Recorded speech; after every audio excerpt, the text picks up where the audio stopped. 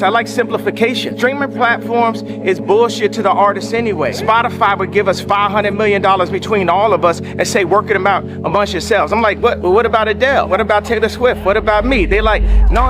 Doesn't matter how much any of y'all stream, y'all gotta work that $500 million. $500 million? That's what streaming companies think of us as the musicians, and all the label owners just hand it over. We ain't on that, bro. As long as I breathe, I'm here for all of my artists, all of my peers, and all the people. People get in the way. That's what the market does. Diamonds are infinite, but people make a market out of it and try to charge more. They make diamonds our girl's best friend. Yes, SoundRig is 100% free for artists. There would never be an upfront cost.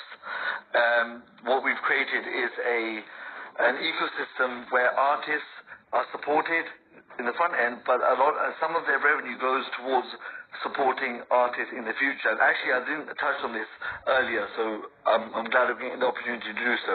So the idea is that you create these products, what we call tunes. They're multimedia music experiences.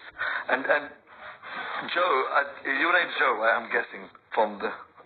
Yeah, okay. I go by Joe or Mojo, either is fine. I'm old school. I like to call people by their names. I would never get used to calling people by their PFPs. Just some weird thing.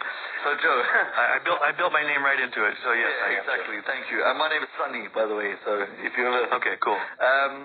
Now you sound like you'll be familiar with the concept. A lot of the time when I say DVDs, half of the floor is quiet because they haven't experienced what we were doing. Yes, I am old enough. Yes, I was born in the 1900s. So yeah. Okay, cool. So essentially, what we did, and the idea for SoundRig actually came to me in 2011.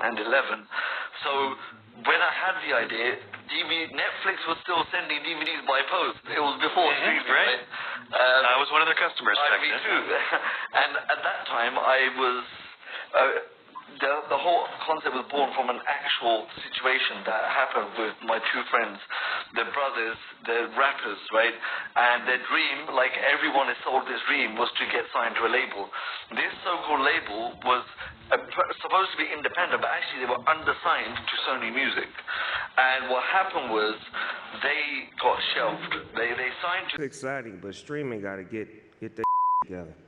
Because I don't understand how you get paid off of that. Like, I mean, can somebody explain to me how you can get 1 billion streams and not get $1 million? Like, that don't make sense to me. Like, I don't know who the running the streaming industry, if you in here or not. But you need to give us some information on how to track this money down.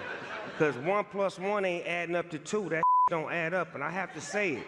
Because that's the main gripe with a lot of us artists, is that we do major numbers with streams and this, but it don't add up to the money.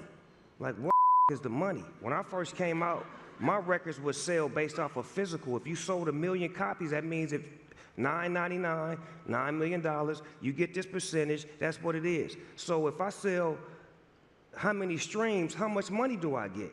It's not being translated, and it's not working for the artist right now, and I just want to speak to that. In the music industry, like that up. And we need to find a way to figure that out.